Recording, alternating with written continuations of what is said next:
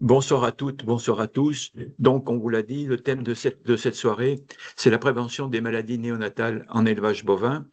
C'est un thème qui est très simple, que beaucoup pensent connaître bien parce que ça fait tellement d'années qu'on nous parle du colostrum, du colostrum, du colostrum.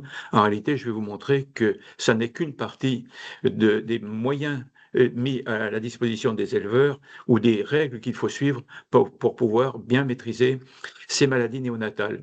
Quelques remarques avant de rentrer dans le sujet. Normalement, quand une pathologie apparaît, si sa fréquence d'apparition se situe en dessous de 3%, il s'agit la plupart du temps de faits de hasard qu'on n'est pas capable d'expliquer.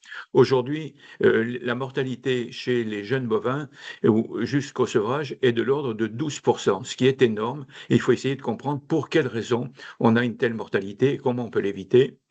La deuxième remarque, c'est qu'aujourd'hui, la valorisation de ces jeunes est remarquable. Il y a quelques mois seulement, un veau mâle de couleur valait en quelque chose comme 10 euros. Aujourd'hui, il vaut quand même 150 euros.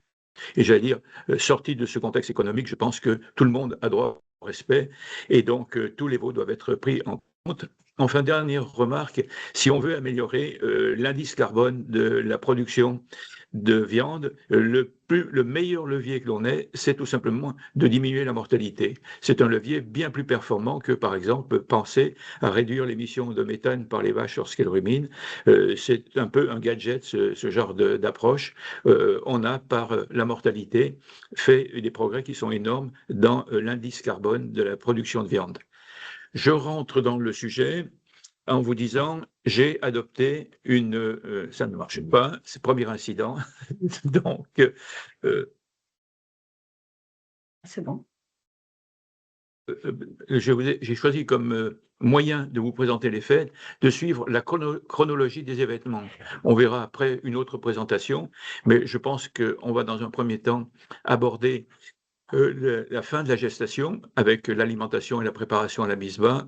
Au moment de la mise bas, il y a toute une cascade d'événements que j'ai qualifiés. Alors, je vous ai mis des petits indices pour que vous ayez des repères. On a l'indice H0, c'est le moment de la naissance. Et puis, je vous aborderai un thème qui n'est pas souvent abordé et qui est pourtant très déterminant, c'est l'implantation de la flore intestinale. Et enfin, en dernier lieu, on abordera l'immunité sous toutes ses formes. Et seulement là, je vous parlerai du colostrum. Donc, il faudra être patient si vous voulez voir votre élément habituel, le colostrum. Alors, préparation à la mise bas, c'est un point important qu'il me faudrait développer sur quelques heures, mais je vais simplement faire ressortir quelques remarques pour vous dire ce qui est le plus déterminant. Pendant les 3 dernières semaines de gestation, le veau grossit de 1 kg par jour, ce qui lui demande un apport supplémentaire, en particulier en énergie, qui est énorme. Là, je vous donne un exemple de vache laitière dans la région Basse-Normandie, pour des vaches à 8500 kg de lait, où on voit une ration de tarissement avec 7 UFL et 600 grammes de PDI, et on passe tout de suite dans la préparation, dans les 3 dernières semaines, à 10 UFL et 800 grammes de PDI. On voit qu'on a un énorme apport en énergie à faire, donc pratiquement 3 kilos par jour, de façon à éviter que la vache ne maigrisse dans cette période-là. Deuxième point, et j'ai toujours le problème, qui est le bilan anion-cation. C'est-à-dire, il faut qu'il y ait un équilibre, un bilan négatif des cations par rapport aux anions, donc une balance négative. C'est simplement pour vous rappeler que certains aliments sont à proscrire dans cette période-là. Vous avez à droite la liste des aliments. Par exemple, le sel marin n'est pas très recommandé, donc il faut baisser les apports en sel dans cette période-là, comme il faut éviter à tout prix les apports de bicarbonate. Je mis le bicarbonate parce qu'on a encore des éleveurs qui équilibrent le pH du rumen avec des apports de bicarbonate. Surtout ne pas toucher à ce produit-là, sinon on a des catastrophes au niveau de l'apparition des fièvres vitulaires. De l'autre côté, on a des éléments qui vont nous permettre de bien préparer dans de bonnes conditions la mise bas. C'est, je pense, les sels de magnésium, chlorure de magnésium et sulfate de magnésium.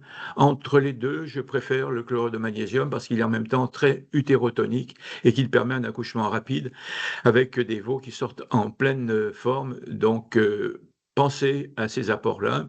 Et je fais une petite remarque, je trouve encore énormément de condiments minéraux de préparation à la mise-bas avec du magnésium sous forme d'oxyde de magnésium qui n'a strictement aucun intérêt à ce moment-là.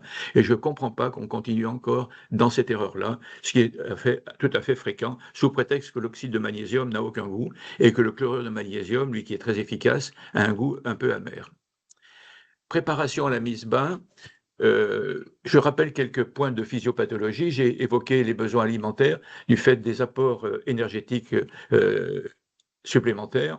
On a un petit problème, c'est que la capacité d'ingestion est diminuée à ce moment-là du fait du développement de l'utérus, et donc il faut chercher des apports qui soient sous forme concentrée.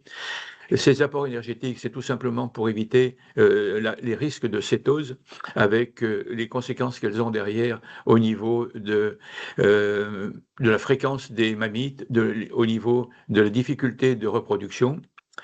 Le fait qu'il y ait dans cette période-là une reconstruction à neuf de la mamelle, je vais y revenir parce que c'est très important et qu'il faut profiter de cette période-là pour justement participer et avoir pour la lactation à venir une mamelle de qualité. Enfin, les fortes variations hormonales, je ne vais pas rentrer dans les détails, mais on a un pic de cortisol fait par le veau, on a un pic d'estrogène fait par la mère, on a une mise en route de la prolactine, une régression de la progestérone. Tout ça provoque une dépression immunitaire et on doit, dans le condiment minéral de préparation à la mise bas, veiller à estomper ces problèmes. Je vous donne le principe du condiment minéral que l'on propose. Un taux bas de calcium et de phosphore avec une inversion entre le taux de phosphore à 6% et de calcium à 2 pour prévenir les fièvres vitulaires. Un taux important de chlorure de magnésium, autant que l'on peut en mettre, de façon à avoir ce côté prévention toujours des fièvres vitulaires et un effet utérotonique, ce qui est très important. Des oligoéléments en quantité importante pour deux faits. D'abord, permettre à l'immunité innée d'être performante. Donc, on augmente les performances de l'immunité, car on sait que dans les 2 mois qui suivent la mise bas, c'est la période où on a le plus de mammites aiguës. Et puis, on aura, je vais vous le montrer, le moyen par ce bilan d'apport d'oligo-éléments, la capacité à augmenter la longévité de la mamelle et l'amélioration de la lactation suivante. On a inclus des parois de levure qui, par les protéoglycanes qu'elles contiennent, vont stimuler l'immunité. Et enfin, on a pris soin d'avoir une poudre très homogène pour qu'il n'y ait pas de sédimentation de ces constituants et d'une poudre qui est lourde parce qu'on a rajouté une pulvérisation, une huile végétale en petite quantité, de façon à ce que le produit final ne soit pas pulvérulent et ne gêne pas sa prise par les animaux.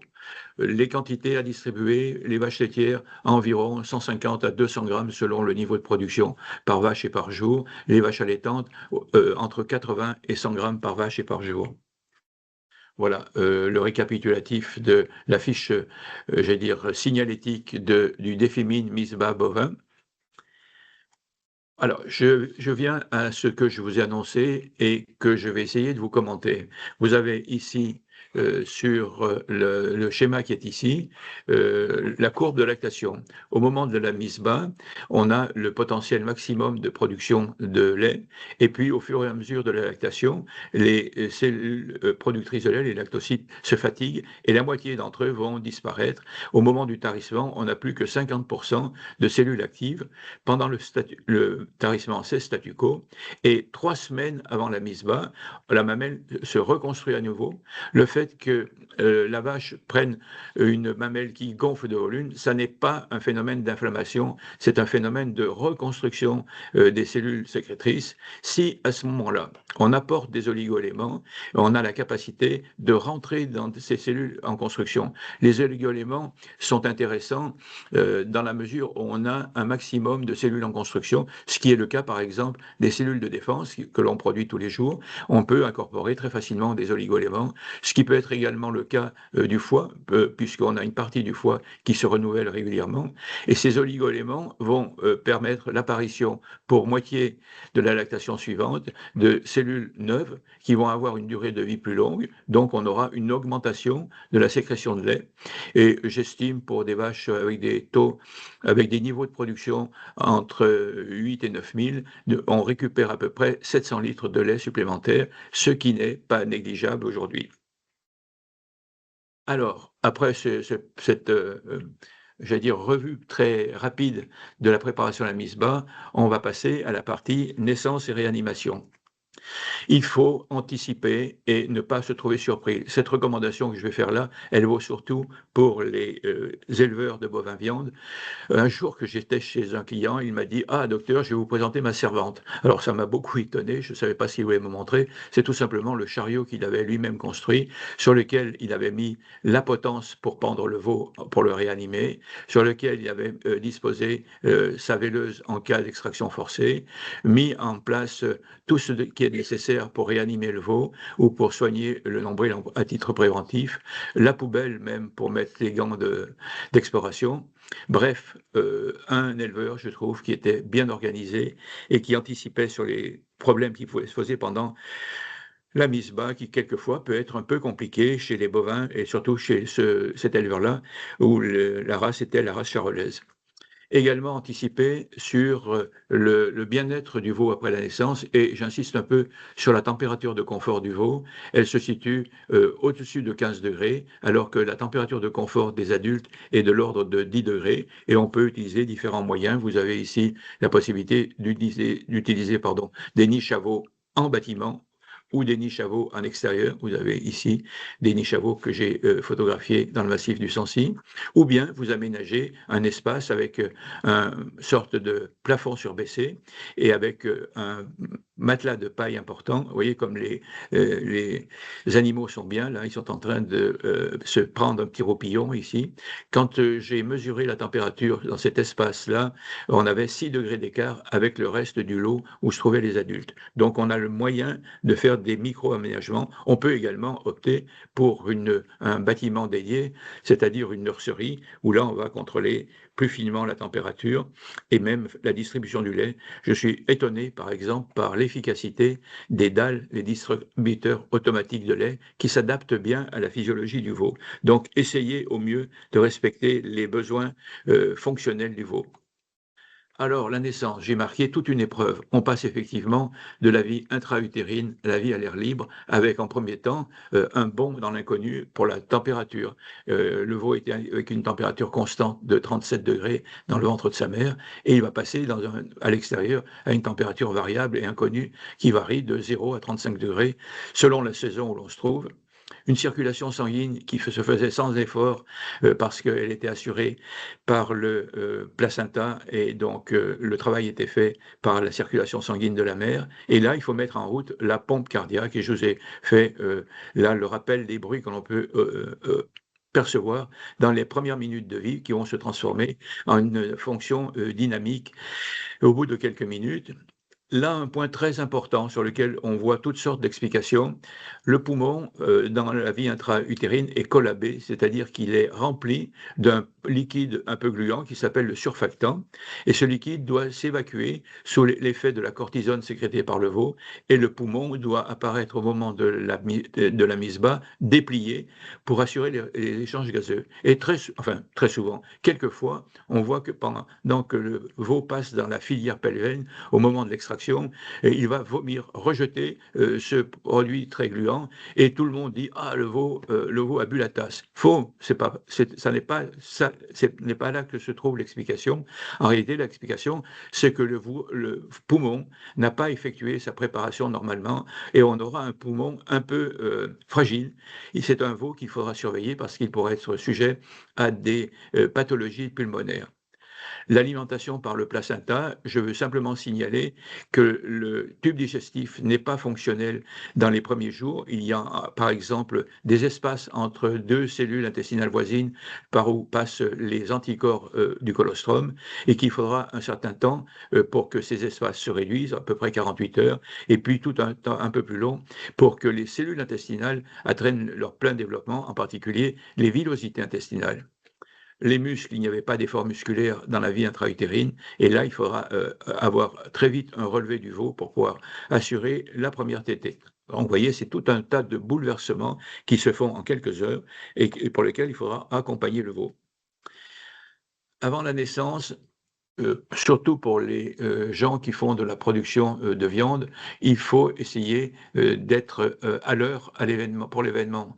Et je pense que parmi les moyens de surveiller, on a ce que l'on appelle des alertes mises bas, un dispositif qu'on met sur la queue de la mer et qui va renseigner d'une manière très précise du début des événements. Je pense que dans le cadre de la production de bovins viande, la présence de l'éleveur est indispensable parce qu'on a souvent des contretemps et il y a peut-être un coup de main à donner, au moins chez presque pratiquement 20% des mises bas. Juste après la naissance, on a besoin souvent de réanimer, d'où ce que vous avez vu sur la servante là, de mon éleveur, l'idée d'une potence ou d'un moyen pour suspendre le veau et provoquer un brusque afflux de sang au niveau du cerveau et de la mise en route du centre de commande de la respiration. Et puis je vous signale, vous voyez, j'ai fait apparaître un point rouge sur le nez du veau. C'est un point d'acupuncture qu'on peut masser et qui va stimuler les centres de commande de la respiration ou qu'on peut tout simplement solliciter avec notre produit qui s'appelle Déphitonic, qui est un complexe d'huile essentielle contenant en particulier une huile essentielle qui s'appelle le Ravinsar et qui est vraiment d'un usage absolument indispensable pour pouvoir faire de la réanimation, soit ici sur ce point particulier sur le nez, soit sur la ligne du dos qui est une ligne de circulation d'énergie. Défi tonique, j'en donnerai quelques mots supplémentaires tout à l'heure parce qu'il vous sera utile très souvent les soins au nombril. Alors les soins au nombril, je trouve qu'on a toujours des conseils qui sont d'un archaïsme vraiment déplorable. Depuis les années 50, on n'arrête pas de dire il faut désinfecter le nombril avec de la teinture d'iode. Or, la teinture d'iode, on le sait depuis déjà ces années-là, que c'est bien sûr un bactéricide, donc qui est capable de tuer des pathogènes, mais surtout que c'est un produit qui est irritant. Et quand on est dans un contexte où on a tendance à avoir des pathologies au niveau du cordon ombilical, ça n'arrange rien. On a essayé de comprendre ce qui se passe et qu'est-ce qu'il est nécessaire de faire par rapport au cordon ombilical. Le cordon ombilical est recouvert d'un mucus et contient toujours des résidus de sang dans les veines ombilicales. Le premier point que moi je vous recommande, c'est de faire ce que j'ai mis entre guillemets l'essorage du cordon ombilical. C'est-à-dire qu'on va pincer le cordon ombilical côté abdomen du veau et avec la main essorer, c'est-à-dire pincer le cordon ombilical sur toute sa longueur pour évacuer à la fois le mucus qui se trouve à l'extérieur et à la fois le sang résiduel qui se trouve dans les veines ombilicales, de façon à ce qu'il y ait le moins possible de matière organique sur lesquelles les germes peuvent se développer.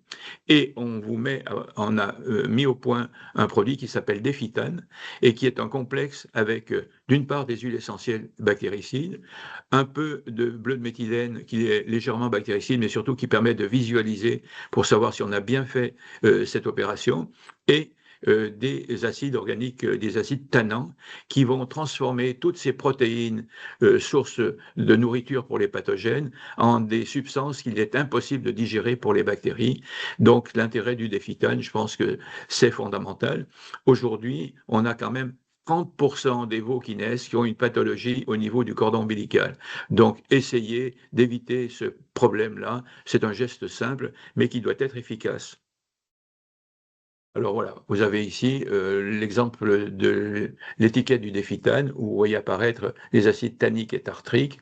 Les composés olfactifs, c'est en réalité un mélange d'huile essentielle, de l'alcool et du bleu de méthylène. Donc on rappelle qu'il faut bien essorer, éviter d'avoir à coaguler trop de protéines, donc essorer le cordon ombilical et faire la mise en place dès la naissance de Déphitane. Un cordon ombilical chez les petits ruminants est sec, absolument inaccessible aux pathogènes au bout de 12 heures, chez un veau entre 24 et 48 heures. Déphitonique, que moi j'aime particulièrement, donc ce complexe d'huile essentielle qui a un effet vraiment de mobilisation au niveau de l'état général et de stimulation également du système immunitaire. Ce complexe-là est d'une utilité constante chaque fois que l'état général s'effondre. Donc on va le mettre en place sur la ligne du dos et je vous ai mis là les quantités nécessaires en fonction du poids. Je vous dis qu'il ne faut pas compter les gouttes parce que c'est un peu fastidieux, mais que le flacon est un flacon souple. Lorsque vous devez mettre par exemple 50 gouttes, il suffit de faire 2 pressions sur le flacon et la quantité qui sort est suffisante pour pouvoir représenter 50 gouttes à peu près. On passe sur ce que j'avais précisément comme message principal à vous transmettre ce soir, l'implantation de la flore intestinale qui se fait au cours des premières heures de vie. Alors, essayons d'effectuer, de refaire le parcours du veau qui vient de naître. Le veau, lorsqu'il est dans le ventre de sa mère, est pratiquement stérile et le veau va emprunter dans son environnement ces bactéries qui vont coloniser son tube digestif et les bactéries sont ce qu'elles sont et aujourd'hui ce mécanisme-là se fait à l'insu de l'éleveur automatiquement et impérativement. Il ne peut pas y avoir de fonctionnement du tube digestif s'il n'y a pas une implantation de flore intestinale et cette implantation, elle se fait vraiment très tôt. Je vous ai mis ici quelques exemples des bactéries que le jeune naissant va rencontrer, des bactéries qui lui sont favorables. J'ai mis quelques exemples de bactéries lactiques, par exemple, comme des lactobacilles ou des lactocoques, et puis les bactéries pathogènes qu'il est capable de rencontrer, qui sont présentes sur la litière, des salmonelles, Escherichia coli, des listeria, tout ça dans un mélange qui a un certain nombre de caractéristiques et pour lequel je voudrais attirer votre attention dans cet équilibre au niveau de l'environnement du jeune, la qualité bactériologique des litières est fondamentale. Et j'attire votre attention sur un petit détail, c'est que la paille que vous utilisez, quand elle est propre, sans défaut apparent, elle peut être ou brillante ou terne.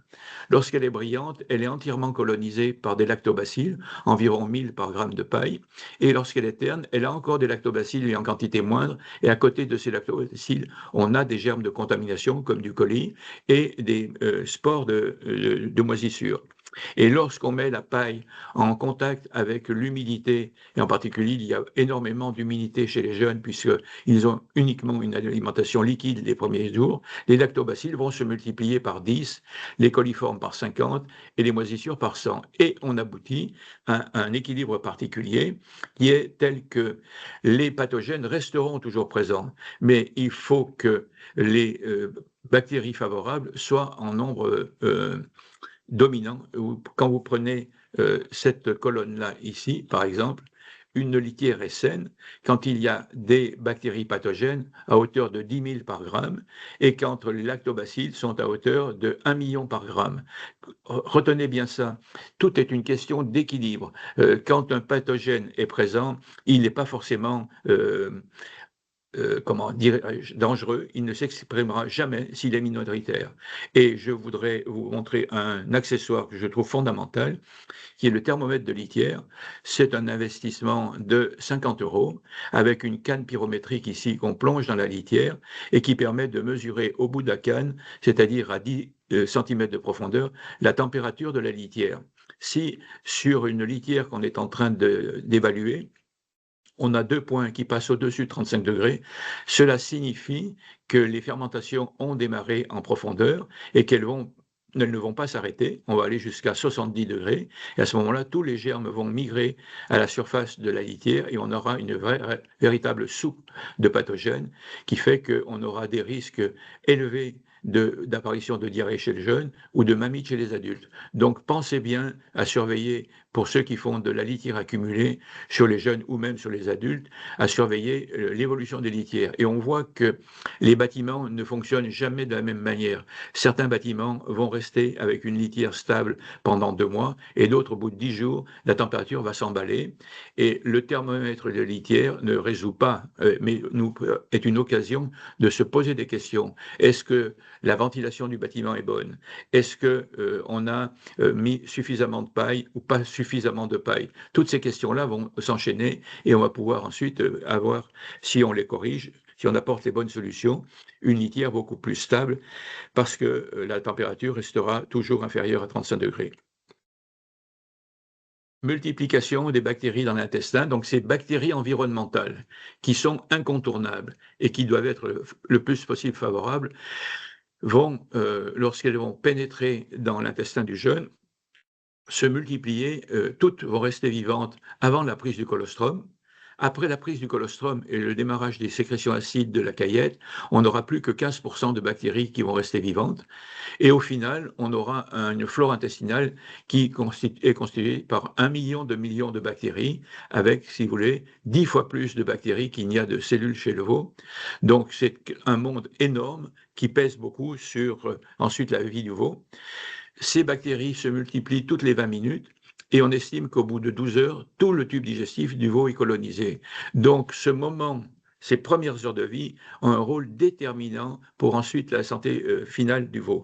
Donc ce fait-là, on n'en parle jamais ou très peu. Pourquoi? Parce que ça n'est pas quelque chose qui est palpable. Alors que le colostrum, on peut le mesurer, on peut l'évaluer. On a passé nos 40 dernières années à parler de colostrum et très peu du rôle des bactéries environnementales sur la santé du veau.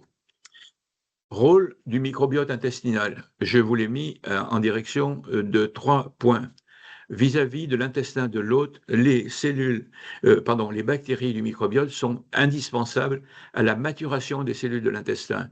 Si on n'a pas de bactéries au niveau de l'intestin, on ne voit pas se développer les villosités qui permettent l'absorption des nutriments. Ces bactéries vont assurer la longévité des cellules de l'intestin parce qu'elles sécrètent des substances antioxydantes. Elles vont favoriser la sécrétion de la couche de mucus qui protège les cellules de l'intestin. Elles vont sécréter des acides organiques à chaîne courte qui vont permettre d'augmenter la motilité de l'intestin et servir d'un supplément d'apport énergétique. Et elles vont faire la synthèse des acides aminés de certaines vitamines. Donc elles ont un rôle vis-à-vis de l'hôte qui est très important. Par rapport aux pathogènes, elles ont également un rôle très important. Elles vont adhérer à la muqueuse intestinale par des mécanismes particuliers qui sont des sortes de crochets qu'on appelle des adhésines. Et cette implantation va faire que ces bactéries vont rester accrochées à la muqueuse intestinale et vont éviter l'implantation des pathogènes. Il y a également, vis-à-vis des autres pathogènes, une compétition au niveau de l'aliment disponible et il y a un petit détail d'échange d'informations au niveau des bactéries qu'on appelle le quorum sensing, c'est-à-dire les bactéries sont capables d'échanger des informations et les bactéries qui sont implantées, en gros, disent, je le simplifie, mais aux autres bactéries qui vont s'implanter, ne venez pas, il n'y a pas d'aliments disponibles. Je vous le simplifie, mais c'est important. Petite parenthèse, les bactéries ont peuplé notre Terre pendant à peu près 3 milliards d'années et ont eu le temps d'inventer tout ce qui peut se faire en termes de fabrication de molécules. Les bactéries sont capables de fabriquer de l'insuline, de l'hormone thyroïdienne, ainsi de suite. Et nous, on découvre là, très tardivement, qu'il faut des phénomènes de synthèse un peu sophistiqués pour faire ces éléments-là. Les bactéries savent le faire depuis j'allais dire, un temps immémorable, sachant que les bovins sont sur notre planète guère que depuis 100 millions d'années. Elles sécrètent, ces bactéries, des sécrétions lactiques qui, en abaissant le pH de l'intestin, vont être favorables pour elles-mêmes et pas pour d'autres germes comme le colibacille. Elles vont sécréter des substances qui sont toxiques, comme le peroxyde d'hydrogène, ou bien des bactériocines, ce que j'ai appelé les sécrétions bactériennes. Elles permettent l'augmentation de la libération des anticorps au niveau de la paroi intestinale, les immunoglobulines A sécrétoires, et elles vont augmenter également la production d'anticorps circulants. Donc vraiment un nombre incalculable de fonctions qu'elles rendent et de services qu'elles rendent à l'hôte pour pouvoir gérer les pathogènes. Et puis, petit clin d'œil, au niveau de l'intestin, si on a un bon équilibre intestinal, on aura sécrétion d'une hormone particulière qui s'appelle la sérotonine, qui est l'hormone du plaisir. Et on voit bien, quand les veaux sont en pleine forme, combien ils aiment jouer, alors que lorsqu'ils ont un problème intestinal qui les chagrine, ils ont une baisse d'activité. J'en veux en particulier pour exemple coccidiose, qui est une pathologie intestinale extrêmement douloureuse, et on a des manifestations de douleur qui se voient chez les animaux qui sont contaminés. Pardon, je crois que j'ai sauté quelque chose. Ah, attendez, non, pardon, je suis désolé de cafouiller. Si on regarde la flore intestinale se divise en deux parties. La flore profonde, qu'on appelle la flore résidente et qui est accrochée à la paroi intestinale. C'est celle qui s'implante dans les premières heures. Elle est constituée d'une flore très dense. Alors je vous ai mis des points, des formes allongées, des carrés, des triangles qui se touchent tous. Cette flore est d'une très grande stabilité, et lorsqu'on vous propose de l'implanter et de la contrôler avec des FIFLOR, c'est parce qu'on veut que les fondamentaux de la flore intestinale soient solides. Elle a un métabolisme plutôt réduit, les bactéries ont là une durée de vie longue, et on a toute chance lorsqu'on fait une antibiothérapie que les bactéries soient au contact long avec les antibiotiques. C'est là malheureusement que se développe le phénomène d'antibiorésistance. Et on a une couche plus superficielle qui, elle, va fluctuer en permanence, jour après jour, et en fonction de la composition de l'alimentation. Ces bactéries ont une durée de vie courte et elles se battent en permanence contre les pathogènes avec les moyens que j'ai décrits avant. Et par exemple, pendant la phase lactée, on rappelle que 40% du poids des selles est constitué du corps des bactéries mortes qui ont donc affronté les pathogènes. Pour que ce mécanisme au niveau de la flore superficielle soit efficace, on a une consommation d'aliments, on a une légère dégradation de ce qu'on appelle l'indice de consommation. Chez une génisse, par exemple, à l'élevage, on considère qu'on paye cette fonction-là avec 50 litres de lait, ce qui est quand même pas cher payé. Là, c'est pour juste le plaisir de comprendre un petit peu comment sont construits les animaux. On s'intéresse beaucoup à la fonction des gènes. Les gènes, ce sont les moyens pour commander des outils intracellulaires qui nous permettent de faire en particulier des synthèses. Et plus on aura de gènes, et plus on sera performant. Le veau, à peu près, dispose de 22 000 gènes, l'homme, à peu près, de 25 000 gènes. Et quand on regarde le microbiote intestinal, on a 4 millions de gènes. C'est-à-dire qu'on a une foultitude d'outils pour faire toutes sortes de synthèses, ce qui est le résultat de ce que j'ai expliqué tout à l'heure, le fait que les bactéries aient été les seuls occupants de la Terre pendant à peu près 3 milliards d'années. Et quand on fait le compte de qui fait quoi chez un veau, on voit que le veau, en lui-même, avec ses capacités de synthèse, ne fait que 0,04% du total du travail, et que le microbiote, de son côté, fait 99,96% des synthèses qui sont à faire. Donc, ne passons pas à côté d'un phénomène fondamental qui est incontournable, pour lequel, s'il n'existait pas, le veau ne pourrait pas vivre, et qu'on a négligé pendant ces 20 dernières années pour se consacrer uniquement au colostrum. Dans le travail que nous faisons, je vous donne quelques exemples de notre travail. En haut à gauche, vous avez les cultures germes que l'on fait, des cultures pures, qui vont ensuite être congelées et conservées à moins 80 degrés dans 2 sites qui sont des sites sécurisés. Puis un dispositif qui nous permet de comprendre nos mélanges de bactéries et leurs besoins nutritionnels. Et là, une machine qui nous produit justement au niveau industriel ces mélanges que l'on vous propose sous le nom de DéfiFlore. Alors, qu'est-ce qui est mis à votre disposition? Pour les éleveurs de bovins viande, un dispositif très simple, c'est une sorte de tube autocassable qui contient 5 milliards de germes et qu'on va mettre directement dès la naissance ou le plus tôt possible dans la gueule du veau, et qui va en une douzaine d'heures pratiquement tapisser tout le tube digestif du veau. Ce dispositif et la qualité des résultats obtenus nous a valu d'avoir un sommet d'or en 2018. Je rappelle simplement que le geste est simple, le coût modeste, je crois que c'est entre 6 et 7 euros pour un veau, et vous avez là un moyen de sécuriser le point fondamental de la porte d'entrée des pathogènes en occupant la place. Et on a une deuxième présentation à vous proposer, qui est celle d'un flacon de 250 ml qui contient 10 puissance 11 bactéries par millilitre, que l'on dilue, 50 millilitres de Défiflore concentré dans 1 litre d'eau qu'on va conserver au réfrigérateur et qu'on peut, par exemple, chez la génisse laitière, incorporer matin et soir dans la solution lactée, dans la buvée, à raison de 5 ml matin et soir de cette solution diluée. Je pense qu'on a mis ici de la naissance au sevrage. Je pense que les 20 premiers jours, c'est largement suffisant. On va blinder à la fois la couche profonde et la couche superficielle de la flore intestinale de la génisse. Quelle différence y a-t-il entre des probiotiques et le Défiflore que nous développons? En règle générale, les probiotiques sont constitués par une addition de germes qui sont cultivés à l'unité. On a une cuve, par exemple, avec Lactobacillus plantarum, par exemple.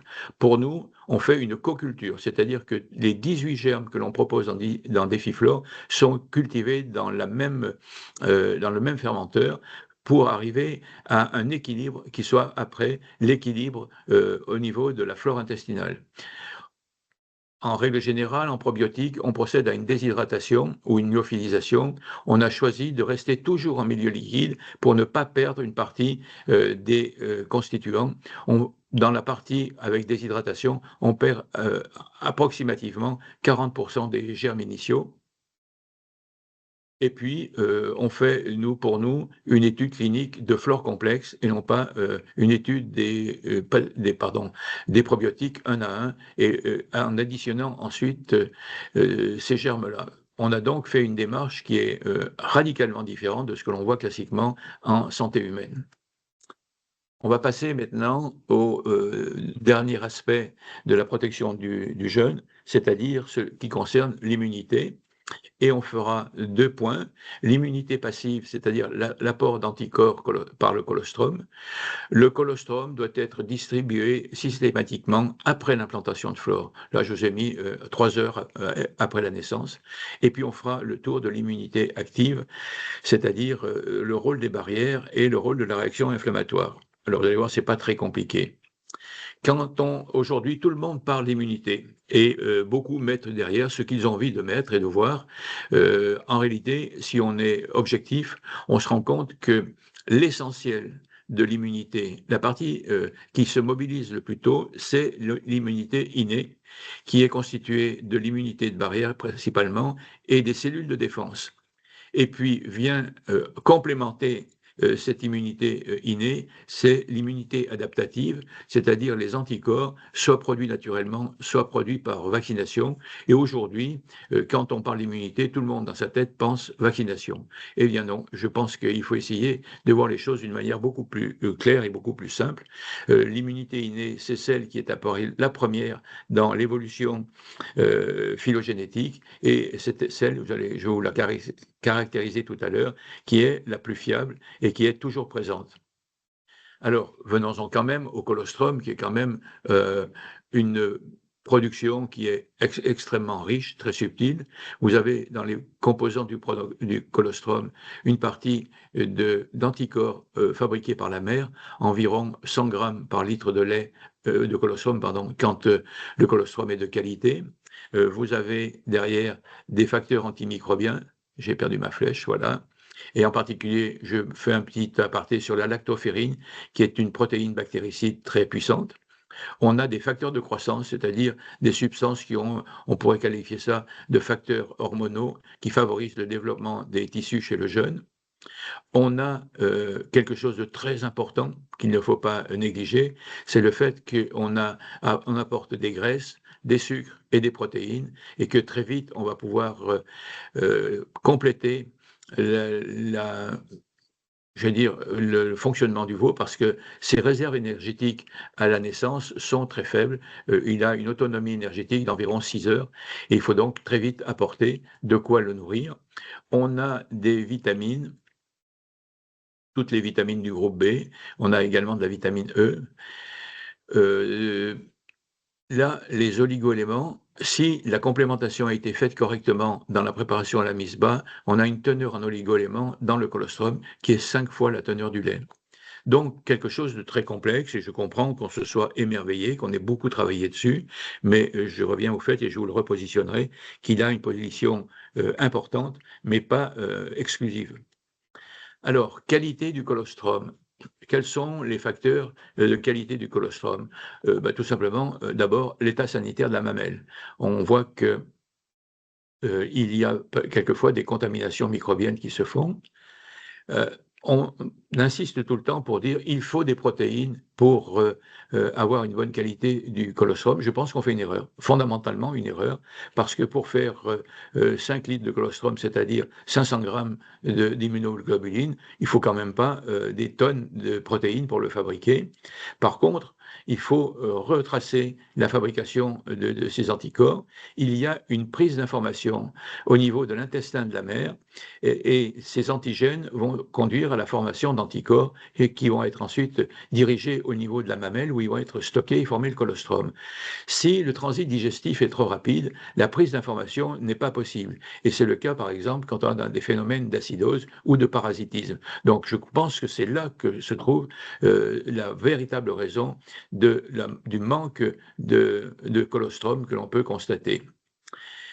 La durée du tarissement aussi a un rôle très important. Il faut que la mamelle soit apte à stocker ce colostrum. Et la durée minimale de tarissement, c'est 6 semaines. Et en moyenne, c'est plutôt 8 semaines qui est pratiquée en élevage. Qualité du colostrum, tout le monde vous l'a dit et vous l'a répété. On a longtemps parlé que du PES colostrum qui permet de voir directement si on approche les fameux 100 grammes fatidiques par litre. On est aujourd'hui plutôt sur le réfractomètre et on parle de degrés Brix. Il faut être au-dessus des 30%. Je vais vous faire un clin d'œil en vous disant, mais aussi, il y a un contrôle des visus. Et moi, j'aime beaucoup ce contrôle-là. Dès que la vache a mis bas, il faut traire quelques giclées au niveau de la mamelle et s'assurer que ce qui sort de chaque quartier a une couleur orange foncé, a une couleur surtout très visqueuse. Et on voit assez fréquemment que sur un des 4 quartiers, on a au contraire un liquide qui est plutôt blanc, même quelquefois incolore, et qui coule tout seul. C'est le signe d'une mamite colibacillaire qui s'est développée dans les dernières semaines du tarissement. Et ce liquide-là est très dangereux, d'abord pour la mère, parce qu'il peut donner un développement ultérieur avec une mamite colibacillaire, et pour le veau, parce que si on le donne à boire au veau, on va lui injecter des germes pathogènes. Donc, faites un contrôle, c'est important. Alors, vous allez me dire, oui, mais alors, on ne peut pas le faire sur les bovins viande. On ne peut pas, alors quand je vois qu'on me raconte les conditions dans lesquelles on fait les mises bas, avec quelquefois le recours avec le tracteur et la fourche dessus pour pouvoir simplement approcher la mère et son veau, je dis, vous avez tout raté. Et je le dis d'une manière la plus ferme qui soit, l'approche des futures mères se fait le jour du sevrage, c'est-à-dire sur des génisses qui ont entre 6 et 8 mois. Il faut se substituer immédiatement à la mère dès sa séparation et ne pas attendre 48 heures, parce qu'au bout de 48 heures, on a déjà une hiérarchie qui s'est faite dans le troupeau et vous aurez beaucoup de mal à vous imposer. Donc faites-le, n'hésitez pas, et puis revenez-y avec un instrument que je vous signale et que j'aime beaucoup, c'est-à-dire la brosse à long manche qui permet de gratter les vaches sans s'exposer à un coup de pied dans ce moment un peu où elles sont perdues. Donc donnez-vous les moyens et ce sera tellement plus agréable ensuite. Il faut passer du temps pour avoir une relation de confiance entre les jeunes en bovin viande, par exemple, et les éleveurs. Contamination du colostrum. Les dernières enquêtes qui sont faites ont été très décevantes, puisqu'on a montré que 85% des échantillons de colostrum sont contaminés par Escherichia coli. Et ensuite, dans l'usage qui en est fait, surtout dans les élevages laitiers, c'est que la première traite, qui constitue à peu près 5 à 8 litres de colostrum, on va en distribuer 2 litres, 2 litres et demi, quelquefois 5 litres à la sonde. Je trouve que c'est un peu une manœuvre un peu agressive. Et on va comme ça attendre 12 heures pour revenir dessus et le distribuer. Il faut en réalité immédiatement après cette traite, mettre le colostrum à 4 degrés, c'est-à-dire au réfrigérateur. Sinon, vous aurez toutes les 20 minutes vos germes de contamination qui vont se multiplier et au bout de 12 heures, vous allez tout simplement injecter au veau une soupe de germes pathogènes, en particulier de colibacilles. Donc attention, il faut faire un usage avec des instruments propres et un colostrum bien réfrigéré si on ne veut pas contaminer le veau. Donc, vous voyez, ce qui est quand même une très grande richesse, le colostrum, il ne faut pas faire n'importe quoi avec. Je signale également que dans ces manipulations-là, les mains de l'opérateur sont importantes et ne pas transporter des germes qui risquent de contaminer le veau.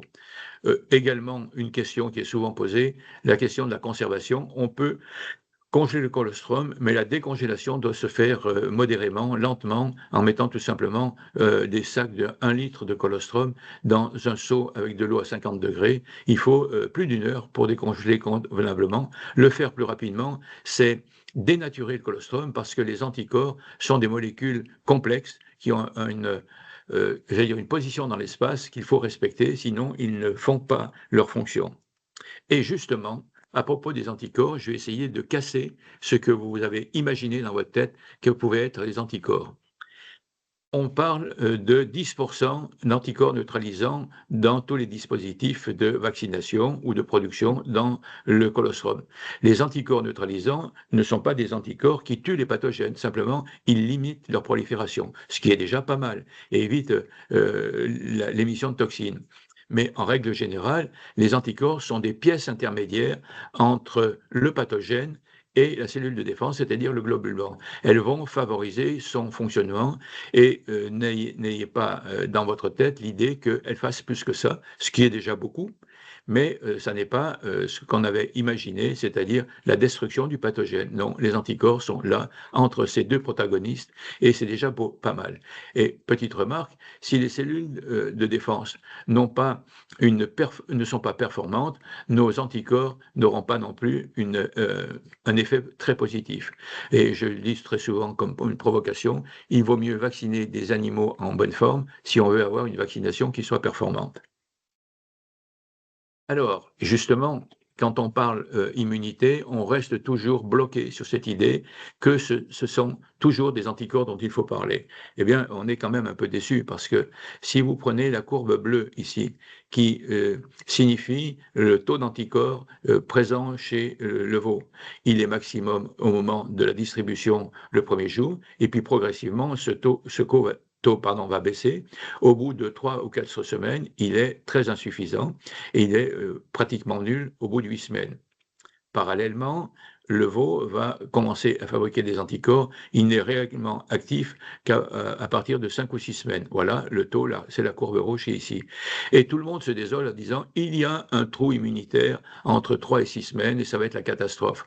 Rassurez-vous, on a à ce moment-là l'immunité innée qui veille, qui s'est mise en place au bout du 2e jour et qui va assurer un taux largement suffisant pendant toute la durée de vie de l'animal. Donc il n'y a pas de moment où le système immunitaire soit défaillant. Donc vous vous le rentrez bien dans la tête et vous arrêtez de vous tourmenter parce que les anticorps ne sont pas présents en taux suffisant. Il y a derrière pas que l'immunité à anticorps, il y a l'immunité innée cellulaire qui joue un rôle fondamental. Alors, à partir de là, je vais un peu vous bousculer, vous malmener. Qu'est-ce qu'on voit aujourd'hui dans l'approche de cette immunité? D'un point de vue conventionnel, on ne parle que du colostrum. Voilà, comme si c'était le moyen unique. Je ne nie pas les qualités intrinsèques du colostrum. Je dis que là, on raconte une blague. Le colostrum n'est pas le moyen à 99% de protection du jeune. Je dis que on a, dans la première semaine, un rôle très important de la flore qui a été implantée, un rôle non négligeable du colostrum, et vous voyez déjà, ce n'est pas l'essentiel, et on a déjà la mise en place de l'immunité innée avec les cellules de défense et les barrières de défense. Et puis, il faut comprendre que tous ces éléments de défense évoluent avec l'âge. Et si on fait le bilan à la 4e semaine, par exemple, eh bien, je confirme ce qui est dit par tout le monde, le colostrum a un rôle peu important, puisque moi j'ai estimé son activité à 5%, que les anticorps produits par le veau commencent déjà à faire leur effet, mais que l'immunité de barrière avec les cellules de défense et l'immunité innée ont un rôle très important, plus important que la flore, qui a joué un rôle important dans les premiers jours et la suite, mais qui commence à se tasser dans ses fonctions. Donc, bien garder en tête cette image-là d'une immunité complexe qui évolue au cours du temps et pour lequel il faut vraiment avoir des gestes dans l'élevage qui prennent en compte tous ces acteurs-là. Alors, à propos de l'immunité de barrière, je vais essayer de faire vite parce qu'il ne nous reste pas énormément de temps. Les barrières, ce sont la peau. La peau, ce sont 35 épaisseurs, couches de cellules qui protègent le veau. C'est un blindage. Mais on a surtout quelque chose de très important et qui intervient tous les jours. La muqueuse pulmonaire, qui est un contact du veau par l'intérieur sur 150 mètres carrés de muqueuse pulmonaire. Alors, cette muqueuse-là, elle est fragile. Elle ne fait plus que 21 microns d'épaisseur, 21 millièmes de millimètre, alors que la peau fait 2,1 mm d'épaisseur. Et imaginez ce qu'elle peut encaisser quand, par exemple, vous faites du paillage avec une pailleuse qui nous fait un brouillard épouvantable et qui met en suspension tous les pathogènes qui sont sur la paille et que le veau va respirer puisque lui, la hauteur de son nez, c'est à peu près 50 cm au-dessus du niveau du sol. C'est quelque chose d'horrible que l'on lui fait subir. La muqueuse intestinale, elle, qui a 350 mètres carrés de surface et qui a à peu près la même organisation, avec, si vous voulez, voilà, ici une cellule, sa cellule voisine, et un système très sophistiqué qu'on appelle les jonctions serrées, et sont des éléments qui donnent de la cohérence et de la solidité à la barrière pulmonaire et à la barrière intestinale, et qui sont susceptibles de s'oxyder facilement, et pour lequel le meilleur moyen de garder leur efficacité, c'est l'apport de vitamine A et vitamine E. Je vous ai mis les tableaux d'apport en vitamine A. Je signale en particulier que chez les races allaitantes, on trouve pendant l'hiver systématiquement des carences en vitamine A parce que on a des distributions de condiments minéraux qui sont très insuffisantes, parce que tous les aliments conservés qui sont distribués pendant les mois d'hiver ne contiennent plus de vitamines. Donc, soyez vigilants par rapport à ça et les apports que vous ferez à la mère vont être bénéfiques pour le veau pendant la gestation. Un petit clin d'œil sur quelque chose qu'on voit très souvent. Les éleveurs utilisent de l'argile qu'ils mettent en libre service, en particulier de la bentonite, pour assurer une meilleure protection de la barrière intestinale. Parce qu'on s'est rendu compte que le mucus, qui est fait de longues chaînes protéiques, qui forment comme une sorte de maillage, lorsqu'on met de l'argile distribuée à jeun, et c'est ce qui est le cas quand on laisse ça à disposition, le veau y va très souvent, on constate un resserrage du maillage et une augmentation d'épaisseur du mucus. J'en parle pourquoi? Parce que c'est une distribution qui est facile. Il suffit de mettre de l'argile dans un récipient, qui est un coût vraiment modique, puisque l'argile coûte aux environs de 50 centimes du litre, mais je voudrais simplement signaler que son intérêt est limité. Vous ne pourrez pas gérer des problèmes sérieux de cryptosporidiose ou de colibacillose avec simplement des apports d'argile. Donc soyez vraiment vigilants par rapport à ça, ne vous faites pas piéger, parce que très souvent on le met en avant comme si c'était quelque chose qui a autant d'importance que l'implantation de la flore intestinale. Non, ce n'est pas le cas, il faut hiérarchiser les moyens dont vous disposez. Alors j'en viens aux cellules de défense et je vous ai fait un petit schéma pour vous montrer que, par exemple, au niveau pulmonaire, lorsqu'un pathogène qui figure ici sous forme d'un petit rectangle noir pénètre dans le poumon, il y a tout un système d'alerte pour que les cellules de défense affluent dans le poumon. Là, je vous ai fait figurer un polynucléaire neutrophile. Ces cellules vont approcher du pathogène, vont l'englober et un 10 millième de seconde plus tard, vont lui déverser dessus des composés oxygénés extrêmement violents pour le détruire. Et là, le système s'emballe un peu et ces composés oxygénés vont envahir totalement la cellule de défense et migrer en particulier au niveau de sa paroi. On parle de radicaux libres pariétaux. Et là, deux scénarios sont possibles. Ou bien la cellule la cellule de défense n'arrive pas à maîtriser ce qu'elle a elle-même mis en route, c'est-à-dire la production de ces radicaux libres oxygénés, et elle va exploser en libérant ces fameux radicaux libres qui vont endommager le tissu tissu où se passe le combat contre les pathogènes. Par exemple, on aura un poumon qui va être un peu fibreux, qui aura du mal à récupérer. On aura sur une mamelle un tissu fibreux qui va se mettre en place, une diminution de la production de lait.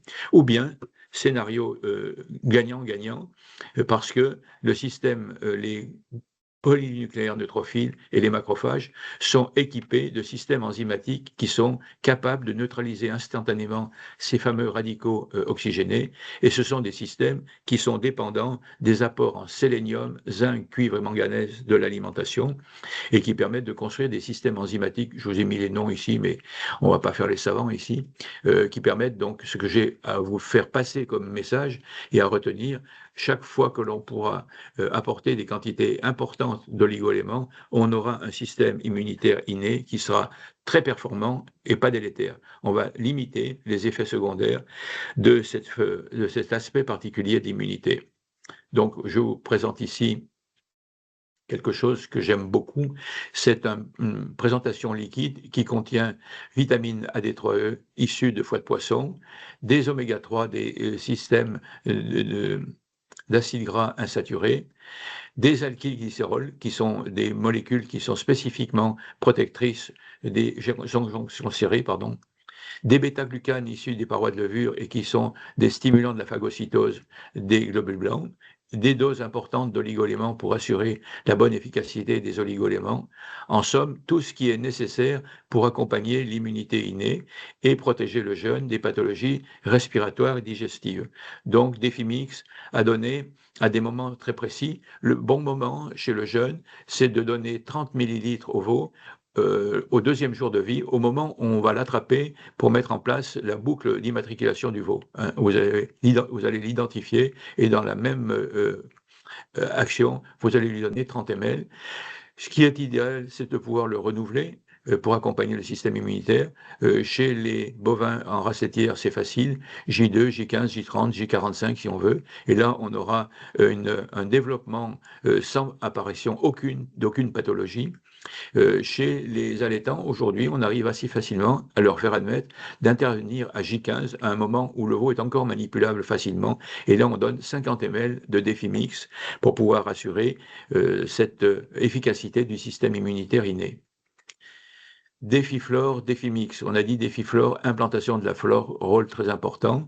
Je les ai mis là j'allais dire, côte à côte. Dans les 10 premiers jours, c'est le rôle de la flore intestinale qui est dominant dans la protection du veau. Au-delà, ça va être Défimix, c'est-à-dire le système immunitaire inné, et le rôle de la flore va être un peu moins important. Il faut vraiment se mettre en tête que le système immunitaire est quelque chose de très fluctuant et qui varie constamment en fonction de l'âge de l'animal. Un petit détail, nous disposons d'une pommade cicatrisante qui est bactéricide et qui permet une cicatrisation très rapide. J'en vois 2 applications. La première, au moment de l'immatriculation du veau, très souvent non, à peu près dans 10% des cas chez les agneaux et 5% des cas chez les bovins, on peut avoir un abcès du cartilage de l'oreille. Mettez donc la partie mâle de votre boucle ou induisez-la de défiderme et vous n'aurez plus jamais ce genre j'allais dire de petits ennuis, parce que quand on a un abcès du cartilage de l'oreille, c'est très difficile à soigner parce que c'est un tissu qui se draine mal. Et puis l'autre application que je vois, c'est toutes les plaies qui se forment au niveau de la mamelle, des plaies suite à des traumatismes.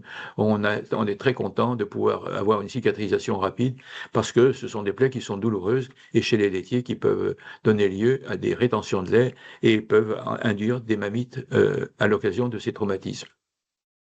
Alors, je vous ai fait une présentation chronologique.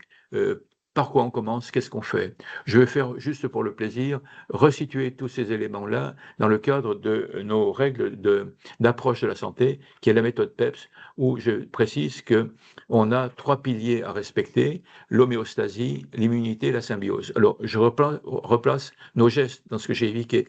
Dans l'homéostasie, c'est apporter au jeune naissant tout ce qui est nécessaire à son confort: la température, l'organisation de la distribution, le bon équilibre pour les semaines suivantes entre le lait, les concentrés, les fibres. la vie collective qui participe beaucoup à l'équilibre de fonctionnement du veau. Et j'ai mis en petit clin d'œil le défi tonique qui souvent nous permet de récupérer des situations inconfortables. Dans ce qui est de l'immunité, je rappelle que c'est l'usage du Défitane pour bien sécuriser la protection du cordon ombilical, et puis le Défimix qui va permettre d'accompagner les cellules de l'immunité innée, et puis un petit clin d'œil avec le Défiderme sur tout ce qui concerne les plaies, et en particulier cette fameuse pose de la boucle d'immatriculation.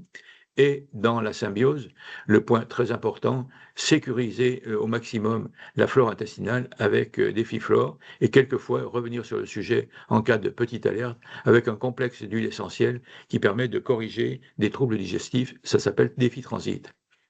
Voilà, je vous ai mis les schémas dans les autres cas. Alors, je l'avais promis dans l'énoncé, comment fait-on pour travailler à propos d'une pathologie digestive qui s'appelle la cryptosporidiose, à ne pas confondre avec les diarrhées colibacillaires, qui sont des diarrhées incolores entre le 2e et le 5e jour de vie.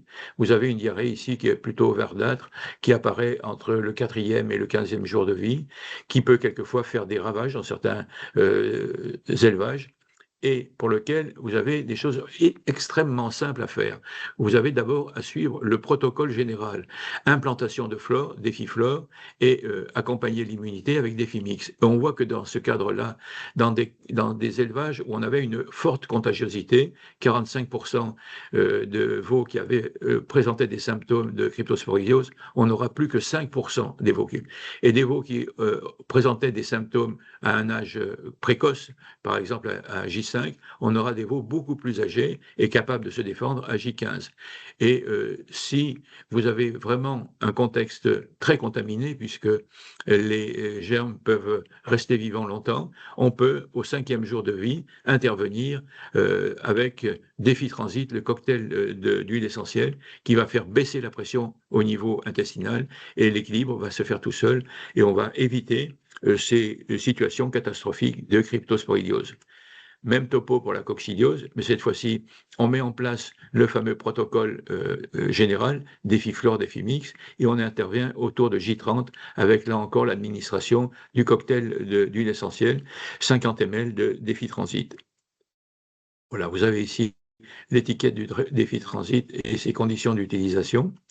Et je fais un petit résumé pour que l'on garde encore en tête l'importance respective des différents moyens dont vous disposez. Au niveau de la barrière intestinale, je reviens pour dire, c'est Défiflore et l'implantation, qui peut être une implantation correcte et naturelle de la flore intestinale, 60% du dispositif. L'usage du libre-service de l'argile, que 5%, pardon, et puis l'usage des vitamines A et E sous forme d'huile de foie de poisson et des cellules de défense sous forme d'oligo-éléments, c'est-à-dire Défimix, 35%. Et vous avez comme ça, avec les deux produits Défiflore, Défimix, bouclé 95% des moyens de rendre efficace la barrière intestinale. Je vous ai remis encore là, c'est un peu maintenant de la sauvagerie de ma part, de vous rappeler que le colostrum, ça n'est pas le moyen unique et indispensable. Vous avez implantation de flore et oligo-éléments qui jouent un rôle très important dans l'immunité du veau.